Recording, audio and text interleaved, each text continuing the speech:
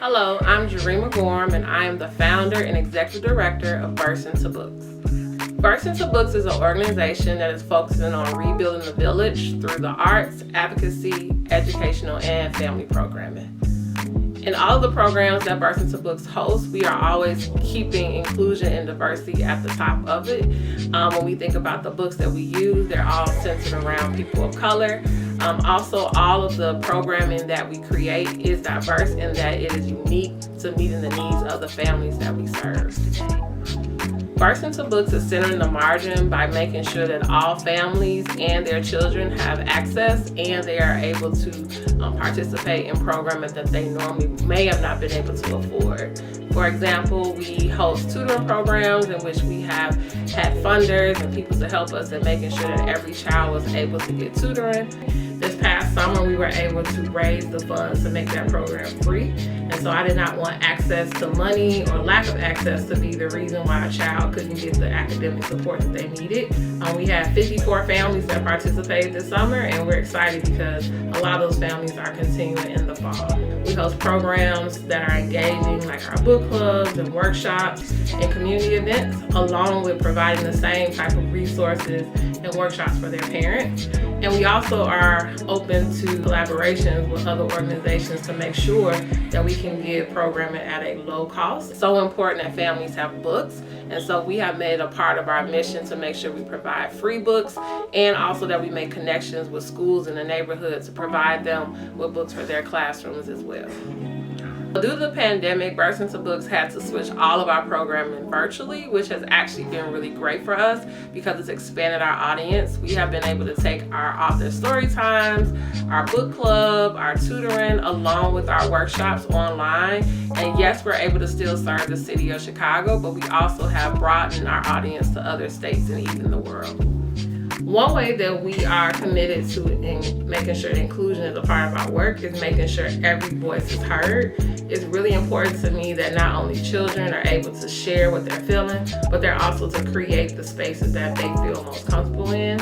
And so in all of our programs, I'm really big in encouraging our kids to not only listen to stories and learn about all these different writers and authors, but for them to become writers themselves. And Burst Into Books' tagline is remixing the narrative because there is this idea that people of color are not into literature, reading, writing, or don't care about those programs, and we are here to change that narrative.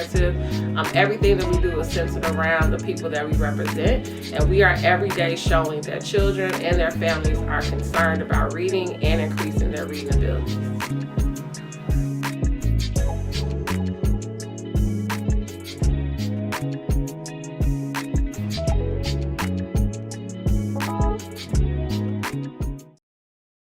Literacy Chicago centers the margins by providing educational services to Chicago adults at no cost to them. Richard Dominguez, our executive director, is very passionate about literacy, as is my other colleague, Marilyn Murchison, who is our operations and program manager. I am Joanne Telser-Frere, program development manager. We all believe very strongly in our mission, which is to empower individuals to achieve greater self-sufficiency through language and literacy instruction. So how does Literacy Chicago center the margins? We provide free educational programs, free tutoring to all of our adult students to help them get into the workforce or just improve their job skills. This increases their confidence. We can help them get a GED or learn a trade or even adapt to American culture. And we do this by providing a large variety of classes. We believe that self-sufficiency comes through education. Some of our students come to us completely illiterate. Did you know there's 882,000 people in Chicago who can't read beyond a second or third grade level? Those are the people that we're trying very hard to help get into the world by reading. We also have citizenship classes, digital literacy classes, and we train volunteers so they can tutor our students. Inclusion and access depends on our outreach program. We have been reaching Chicagoans from north to south and east to west. In the past few years, we've developed very many strong partnerships with many of organizations around Chicago, some of which are listed here. One of our really interesting projects was started a few years ago with the Chicago Public Schools. The parents come drop off their kids at school, and then they stay and study English or digital literacy. We've also been working very closely with the Chicago Public Libraries, where we can provide English classes, conversation classes, citizenship classes, and even GED classes. We partner with organizations such as Revolution Workshop, which teaches young people carpentry skills.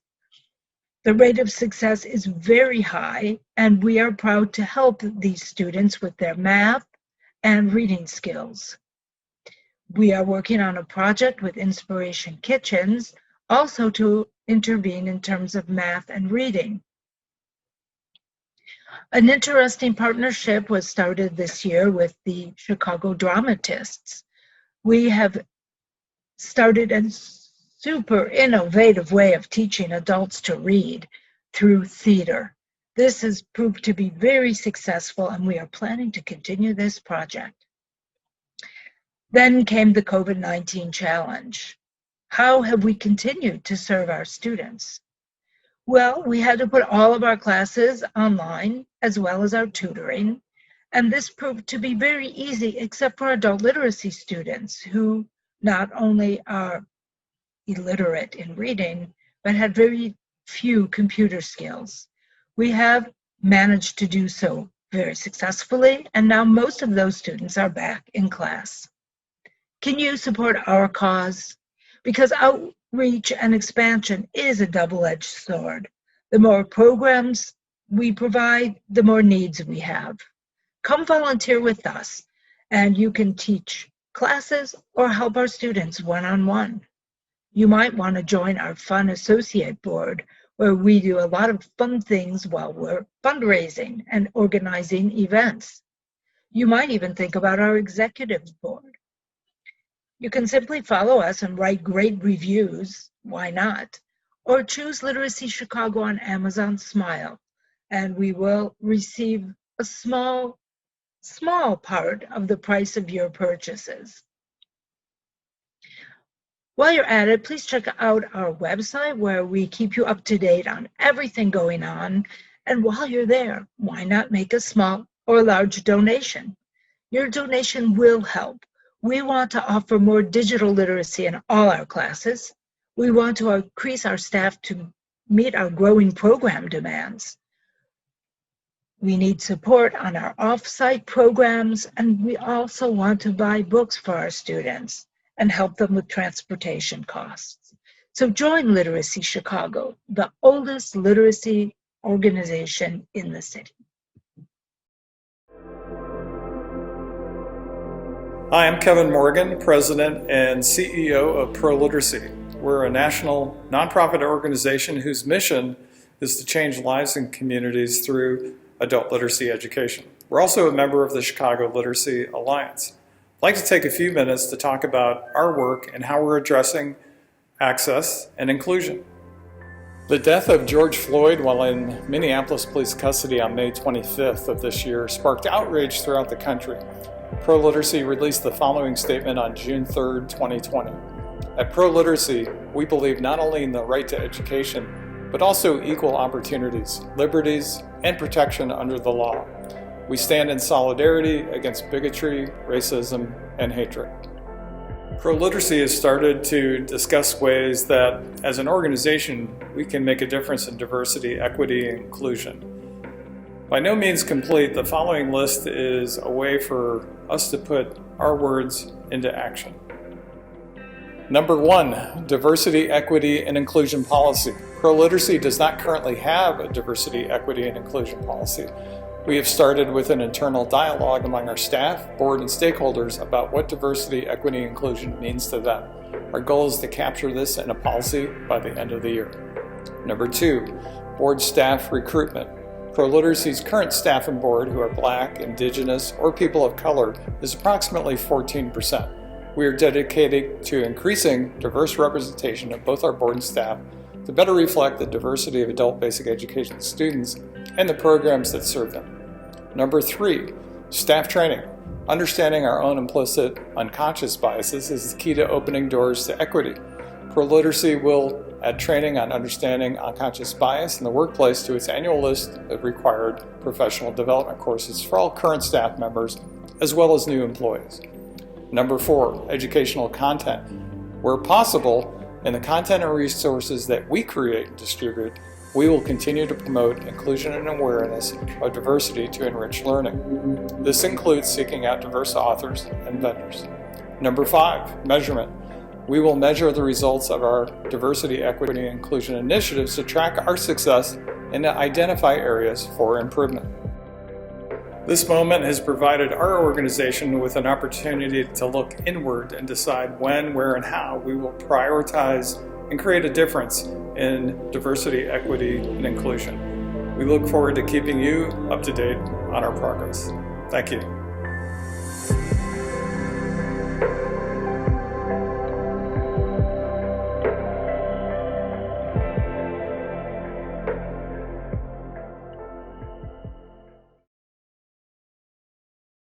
Hi, my name is O.S. Owen, and I am the volunteer recruiter for the AARP Foundation Experience Corps Chicago. This is a program where we recruit those that are 50 and over to be volunteer tutors and mentors for kindergartners, first graders, second graders, and third graders in the Chicago Public Schools. However, since the pandemic, and due to the inconvenience of us not being able to be there in person, we are making a virtual pivot and are in the process of reworking, rethinking, and restructuring on how we're going to be able to deliver this program virtually. For more information and in greater details, please feel free to give me a call at 312-660-8662. 312-660-8662. We are currently in the process of rethinking, refocusing, and reworking our program that we will be able to deliver this model virtually. Thank you so much. Please feel free to give me a call for more detail and greater information. Teachers supporting teachers, and we work to mobilize and support teacher leaders to have a lasting impact in their schools. Numbers across the nation tell a concerning story. Teachers are the number one most important factor in a student's academic achievement, and yet, across the nation, we're wasting over $7 billion due to teacher attrition. This figure represents the costs incurred with not only separation when someone leaves the school, but then the necessary recruitment and hiring of replacement teachers and interim substitutes. This figure is so large because over 50% of teachers leave the profession within the first 5 years. And what is even more concerning is that teachers are 50% more likely to leave our urban districts that are serving predominantly students of color. Finally, for the teachers who are staying and who are having an impact on our students, only 18% of them are teachers who identify as people of color. We find these statistics unacceptable. At TST, we know that all students deserve schools that are staffed with excellent, experienced teachers, and yet the best teachers are leaving our urban schools. We need to center the margins. We invest in excellent educators by energizing and empowering their leadership, with the end goal of building schools that have lasting staff capacity. We do this because we believe that the key to centering the margins lays within providing historically underserved communities access to schools that are filled with excellent educators who are committed to providing a rigorous education to every student. Centering the margins can be found in every step of the work we do as an organization. When we speak of investing in excellent educators, to us that means we provide professional development, coaching, and resources to already excellent teachers. Excellence is defined by having a proven track record of student achievement, a strong collaborative relationship with their colleagues in administration, and an excitement to lead within their schools.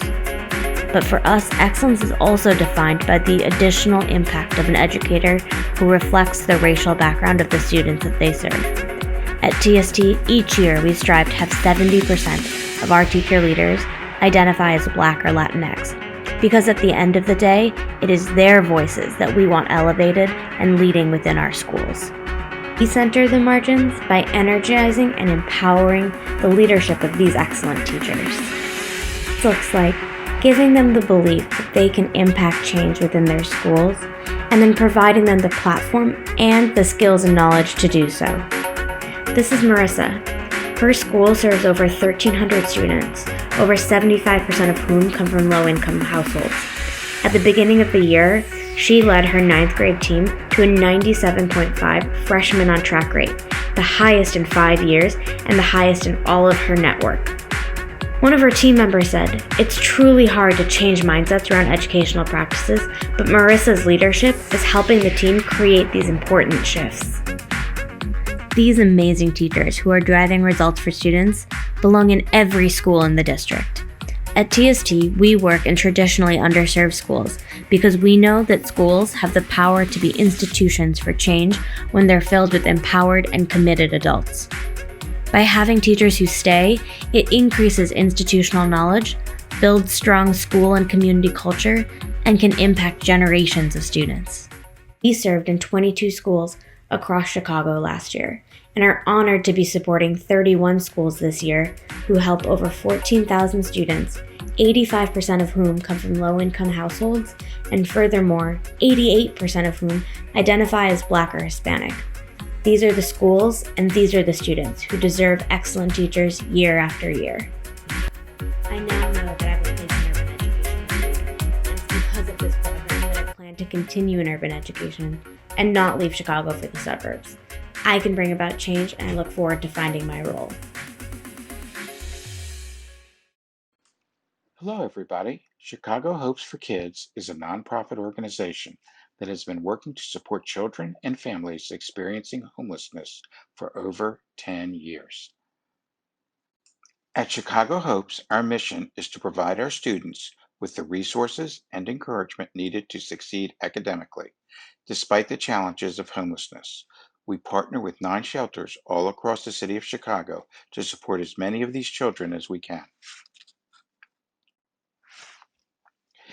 In 2018, over 16,000 Chicago public school students didn't have a permanent home. Homelessness is defined as individuals who lack a fixed, regular, and adequate nighttime residence. This can include living doubled up, in which someone lives with others due to loss of housing, economic hardship, or a similar reason. Lastly, homelessness can include staying at transitional or emergency shelters or other temporary living conditions. Each time a child moves, they can fall 3 to 4 months behind on schoolwork. 56% of Chicago homeless students move 2 to 3 times in 3 years. Homeless children are twice as likely to repeat a grade compared with non-homeless children. Fewer than 1 in 4 homeless students graduated from high school. 11% of homeless students live in shelters, comprising the population specifically targeted by Chicago Hopes for Kids services. Living in a homeless shelter has many adverse effects on children, which can be mitigated with the correct intervention. In order to combat the educational effects of childhood homelessness, we offer after-school programs with a specific focus on literacy as the foundation of school success. During our after-school program, our students receive homework help, literacy support, cultural and academic enrichment to build their social emotional skills, and help them discover new areas of learning in STEM and the arts. Our summer enrichment program provides additional educational support to keep students engaged and prepared to return to school, and to prevent students from falling further behind in school during the summer months. Our Literacy Mentors program provides middle school students with dedicated literacy and STEM support with a more challenging curriculum to support the transition to high school.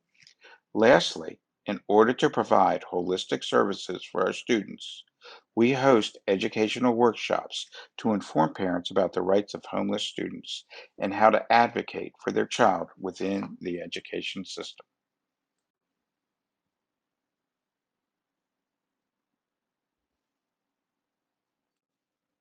Since the COVID-19 pandemic, we've had to adapt our program in order to respond to the needs of our students and families. The schools are completely remote and will slowly integrate in person learning if health guidelines allow. Learning remotely introduces new difficulties for students experiencing homelessness, including accessing virtual resources, staying healthy, and keeping up with their online curriculum. Due to in-person meetings being suspended due to COVID-19, we responded to the crisis of the pandemic by delivering essential items and kids' activities to shelters, as well as providing online educational programming. HOPES is also working to gather materials for parents so they can learn how to navigate e-learning.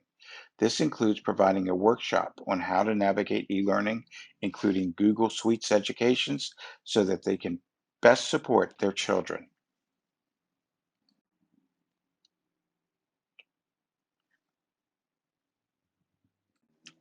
Many students do not have access to vital resources like tablets or computers, places to charge devices, or even Wi-Fi while living in a shelter.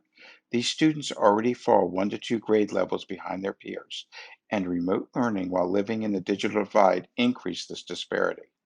Through generous grant funding and individual support, we were able to provide 190 tablets and Chromebooks, as well as power packs for every family with school-age children at our partner shelters.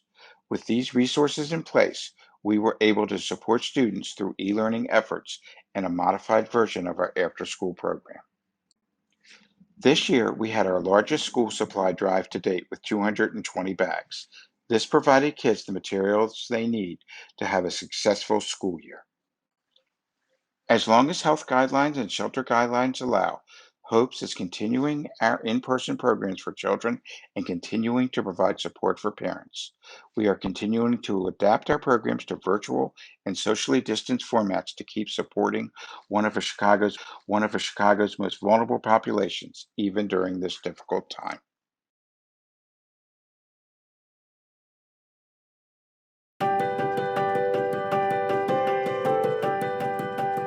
CLI stepped into my life my second year of teaching. It just transformed the way that I saw everything, especially when it comes to literacy. You get to a point where you just kind of do what you've always been doing. This has brought really new life, new enthusiasm, and new excitement about teaching reading. So much so that now I want to try new things. I was a little apprehensive, but after I had a chance to work with my coach, I found that they really build on your strengths. The coaching is really what makes the difference. She truly just wants the best for me as a teacher and for my students. The students are getting those resources year after year, and that consistency has really been beneficial in building our readers. The impact on the children is just amazing. They will take a skill or a concept and make a connection with something else, and I'll go, wait, did that just happen? And when you empower a teacher is going to empower a student. When you empower a student, they empower a classroom. And when you empower a classroom, it's the school and the community. And it's a beautiful thing. I love to read books. I like to read at school, home, and stores. No Davis! No Davis! That's his mom always saying, no Davis. Clifford, when he was little, he got in trouble because he spilled the sugar. He make a big mess of paint. I love to read like spiders or plant books. I like weird, funny books. And I like this page.